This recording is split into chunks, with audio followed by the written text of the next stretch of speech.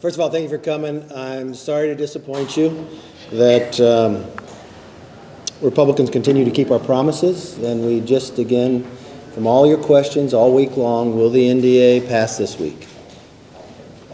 Not many of you ever asked me about the policy, so I want to spend some moment. Your first question, yes, it passed. Now let's actually get through to what we promised the American public what we'd do. I first want to start thanking Chairman Rogers and all the members of the Armed Services Committee for the work they did. I'm grateful for their leadership on this important issue. House Republicans have made a commitment to America that we would fight for a nation that is safe. Today, we kept that promise by passing the National Defense Authorization Act. Under this bill, men and women in uniform who make sacrifices for our nation every day will receive the biggest pay raise in decades. We all know they deserve it. Radical programs that have forced our troops at the expense of readiness are now eliminated. Cutting-edge technology that is essential for the future of this country and to keep freedom around the world in the rise of China and Russia will receive more investment than we've watched in the past. And taxpayers will save more than $40 billion as this bill roots out wasteful spending. The real question that you never asked me that I wish you would, why did the Democrats vote no? Technically, it's a bipartisan vote, but 4 Democrats vote with us. Are the rest of the Democrats against a pay raise for their veterans? Are they against deterring China for a safe future? Are they against rooting out wasteful spending?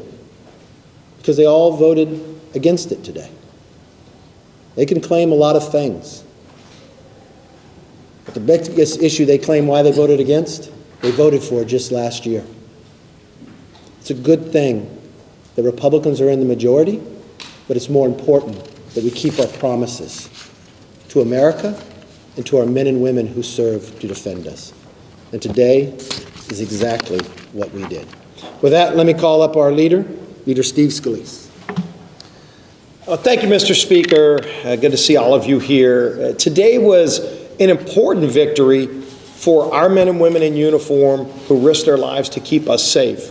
And it was also an important victory for every American in this country that wants to see our military focused on our enemies abroad, not on wokeness and all of the indoctrination attempts you're seeing within the Pentagon.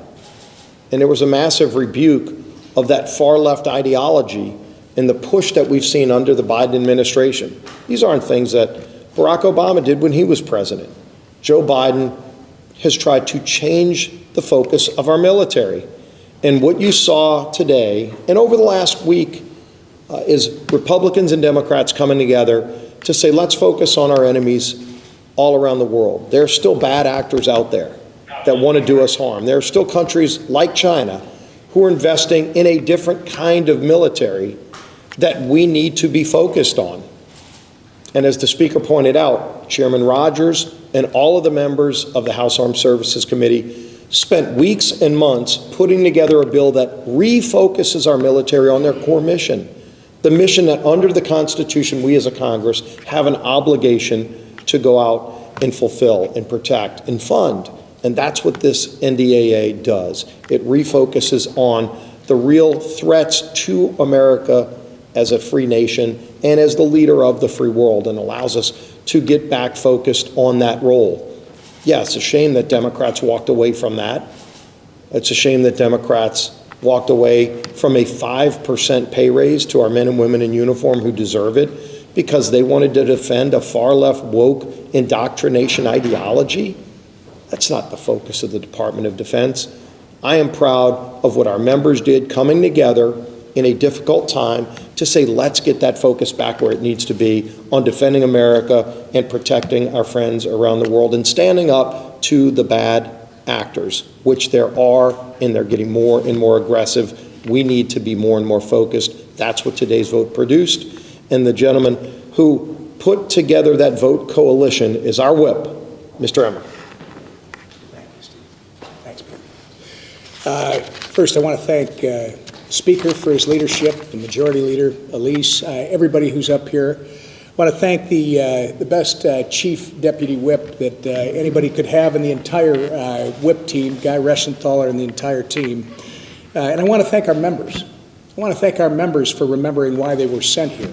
They're sent here to put America first and American safety and security first, and that's exactly what they did today. Everybody said this couldn't happen. Again, as Guy was telling me on the way down here, I guess this was our next first big test. If you think about it, we've had 6 months now of Kevin McCarthy and our House Republican majority, Speaker McCarthy. And if the last 6 months have proven anything, and I hope you're starting to take notice, it's that House Republicans get stuff done. This is the group that has been doing the work. We've beaten the odds time and time again to deliver on our promises to the American people. When the talking heads here in Washington, and I'm not necessarily talking about you folks, but I might be. When the talking heads here in Washington insist that we can't pass things, we have proven them wrong every time, and today is no exception. Today, House Republicans led the way in supporting and strengthening our military by passing the fiscal year 2024 National Defense Authorization Act. The core tenets of this year's NDAA are simple. Modernize and bolster our military, take care of our men and women in uniform, and cut out the woke garbage that the Biden administration has forced on our service members. It's a shame, as you've heard already, that House Democrats couldn't put politics aside for one vote to join us in equipping our military heroes. Unfortunately, today proves once again that championing their partisan left-wing agenda is more important to the House Democrats than continuing the 6-decade tradition of coming together to strengthen our national defense and give service members the largest pay increase they have received in 20 years. But once again, House Republicans made up for where the Democrats have failed, and we will continue bringing along President Biden and the fellow members of his party along with us as we govern for the American people. And with that, our conference chair, Elise Stefanik. Well, thank you to our whip and this entire leadership team. I also want to thank all of the members of the House Republican Conference. Today is a historic day. House Republicans have delivered yet another result on our commitment to America, a nation that is safe. This is particularly important to me in my district. I've been on the Armed Services Committee since I was first elected. I'm a senior member, a former subcommittee chair and ranker, and I have the honor of representing the 10th Mountain Division at Fort Drum, the most deployed division in the U.S. Army since 9/11. This NDAA strengthens our national security. It invests in our men and women in uniform. It invests in our military families. There are a number of provisions that I'm proud to have delivered. Tens of millions of dollars of investment in missile defense that will go at Fort Drum in upstate New York. The Service Member Parents Bill of Rights that got bipartisan support in committee and is in the final bill. Investment in military housing and military child care, as well as the largest pay raise increase in the last 20 years. I'm so honored to serve with so many newly elected members on the House Armed Services Committee. One of our rising stars, and you're going to hear from two today, is Jen Kiggins, who is a Navy helicopter pilot, a former state senator, and the representative for Virginia Beach. Jen. Thank you so much for being here with us today to celebrate the passage of the NDAA. One reason I ran for Congress was to restore strength for our military. It's so important that we not only fight for our service members and their families every day, but that we give them the resources and the tools they need to get the job done to defend our great nation. And this bill does a couple of things. It maintains the number of ships that the Marine Corps asked for, which was 31. We pushed back against the Biden administration, the number of ships they wanted to cut. We have to maintain that number of ships. We are behind when we look at our adversaries like China and where they are. So it's important to, again, protect our shipbuilding and our ship repair industry and to give these guys the tools that they deserve. Another really important win for us today was that this NDAA focused on quality of life issues for our servicemen and women, and again, in their families. For myself as a nurse practitioner, my focus was mental health for our military service members, and this bill does that. We had many amendments that got into the NDAA that expanded accessibility and availability of mental health care services for our military men and women. That's so important to us. In addition to the millions of dollars for child care and housing, so many of quality of life issues that we've neglected over the past few years that we need to continue to focus on. Our military is great. Our military is ready to fight tonight. We are a strong fighting force. We are the best in the world. And I plan to keep it that way with the help of my colleagues and the other members of the Armed Services Committee. So thank you so much for paying attention to this important issue. And it's my honor to introduce a colleague and fellow Navy veteran, Nick LaLota from New York. Thanks, shipmate. I appreciate that. Awesome words. I'm excited. As Americans, we're blessed to live in the greatest nation the world has ever known, and that's in large part because of our men and women who wear our nation's uniform. As the stepson of a Navy man, the brother of a Marine, the grandson of a Coast Guardsman, and a Navy veteran myself, and a member of the Armed Services Committee, I'm incredibly proud that we came together to pass the NDAA today. This is a good bill. It's a great bill, in fact, that increases pay, soldier pay, improves housing, education, child care funding, takes on China, cuts back wasteful spending, and ensures our military is the most lethal fighting force the world has ever known. I'm proud of the leadership of the folks behind me, and especially in the Armed Services Committee under Chairman Rogers, bringing us together, talking about, debating several amendments, both in committee and on the floor, that got us to the point that we passed this awesome bill that will fund our military. And I look forward to continuing to work with my colleagues to ensure that we remain the greatest nation the world has ever known. Thanks so much. Back to the Speaker. Thank you very much. With that, let's open up for questions. Yes, sir. Thank you, Mr. Very excited you Speaker. look. Yes. One, how do you reconcile that the Senate product will be different and that it'll be difficult, if not impossible, to have the culture war amendments in the conference version? And second, the ball's now in the Democrat-led Senate's hands. What message is the House sending to the Senate with this bill? Just focus on the military. Stop using taxpayer money to do their own wokeism. A military cannot defend themselves if you train them in woke. We don't want Disneyland to train our military. We want our men and women in the military to have every defense possible, and that's what our bill does. The money focuses directly on their quality of life and, more importantly, on the investment. When you sit and look, and the whole concept of where I came up with the Select Committee on China was walking the graves of Normandy.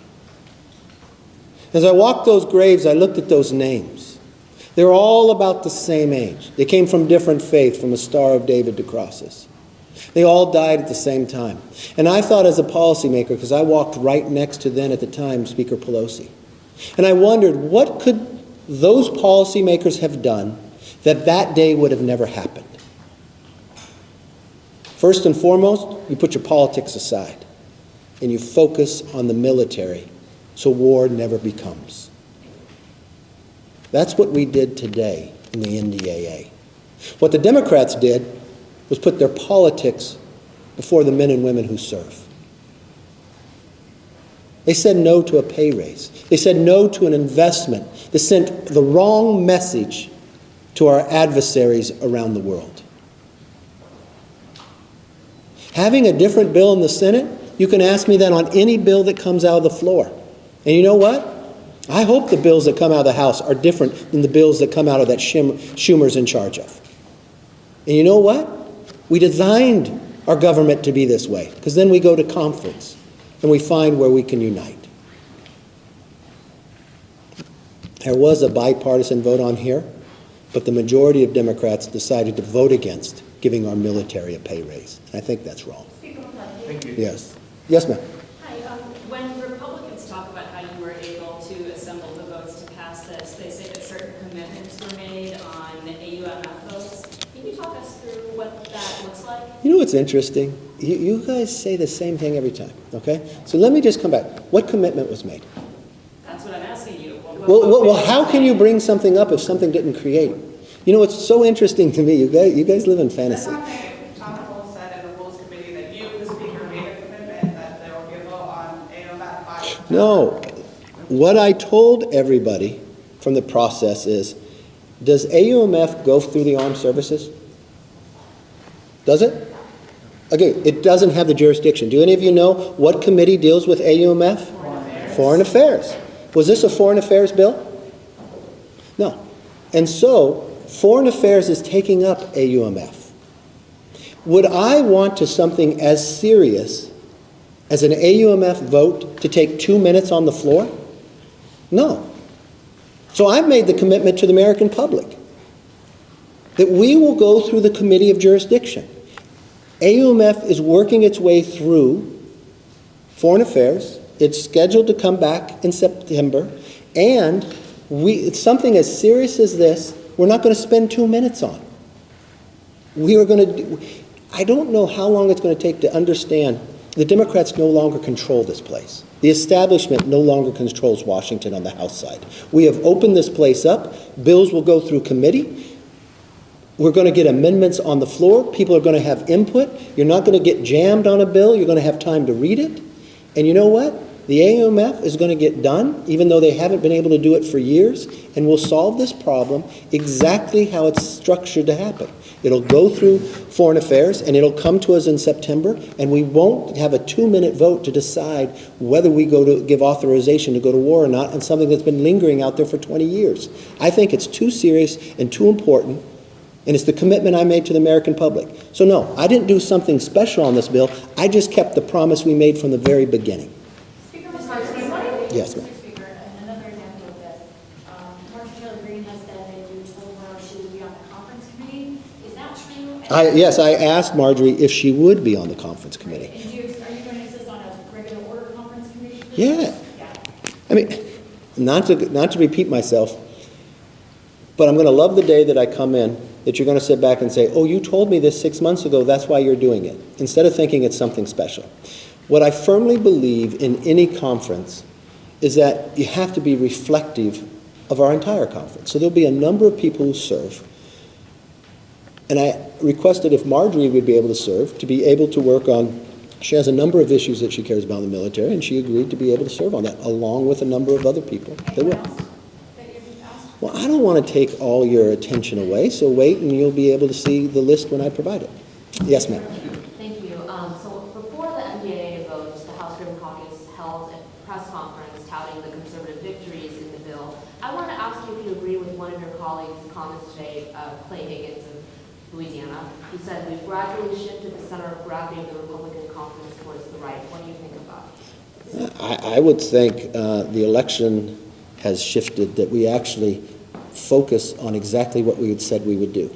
Have you ever read The Commitment to America? Okay. So what have we done since we've taken the majority? We have kept our commitment to America, and that's exactly what we're doing. Yes, sir. On Ukraine, in addition to, I guess, Carol putting Ms. Taylor Greene on the conference committee, on Gates' amendment, there were 7 Republicans who indicated they were basically willing to cut and run for helping out Ukraine. Should Ukraine be worried about U.S. support in light of that? That's a third of your conference. No, did you see the overall vote? I know, you asked me a question, I'm answering a question. So what did this bill pass by? On a bipartisan vote. What was the Ukraine amendment? What did that pass by? It failed with over 300 votes the other way. So you know math as well as I do, and that's an overwhelming support here, so I'd read it as that. Yes, sir. Is there any concern at all, and Tony Gonzalez yesterday, he said it's unfortunate and a missed opportunity that this bill was going to be a close to party line vote, coming out of committee was extremely bipartisan, and then you got all these amendments. Is there concern that the military is getting politicized recently? You know, it's a concern to me that Democrats have politicized this. Because sit and think for exactly what your question is, and I would think Tony would think this the same way. The Democrats said they're not going to vote for giving the military a pay raise, for giving the military an investment to make the world safer, unless they had wokeism. They said they would not pay and give them a 5% pay raise unless they go against something they voted for a year prior in a Hyde Amendment. So yes, it is concerning to me that the Democrats have gone that far. For 4 decades, for 40 years, up until last year, they supported Hyde. What changed? What changed? What made them vote? I'm sure you asked them the question. Why would they vote against the military on something they had voted for, even the minority leader, a year before? And then he criticized people from New York on something that he actually voted for as well? That's hypocrisy. That's playing politics. That's not right. To do that to our men and women in uniform? We have 2 veterans right up here. Jim Kiggins flew helicopters. Her husband flew F-18s. Her children went into the military. Nick, same thing. What do you think they think when they look back? When they get an answer from the Democrats?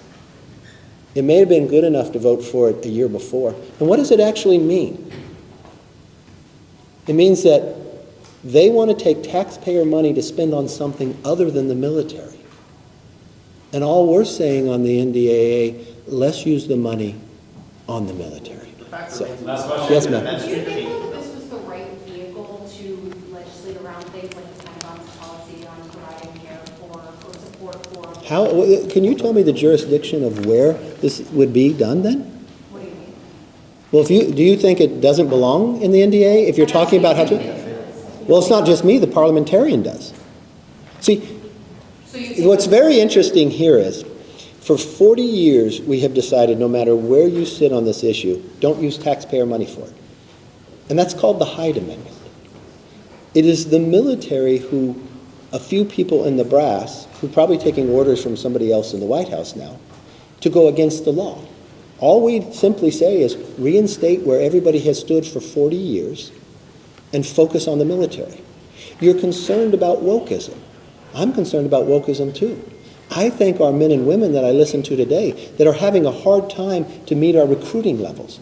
And when you talk to a number of people, I just read an article, I'm not sure if somebody in this room wrote it, that we have men and women who are veterans from the military who are now not encouraging their children to take the same path based upon what's being trained today. I think we need to change course. So your question earlier, has the Congress changed? Yes, the Congress has changed. We're keeping the commitment we said we would do. We're focusing on the principles that make America stronger and freer and keep us safer so we will never be in war again. Last question, yes. Thank you, Mr. Speaker. Even though it was just a small number, what do you make of your fellow members who did not support this bill, particularly those like Congressman Crane, who pushed some of these amendments and ultimately didn't support final passage? And speaking of Congressman Crane, what is your reaction to his remarks yesterday on the floor referring to African Americans as colored? I know he said that he misspoke, but is that acceptable? That's not acceptable. I'll take him at his word that he misspoke. I have never heard him use that before, so you would have to ask him about that.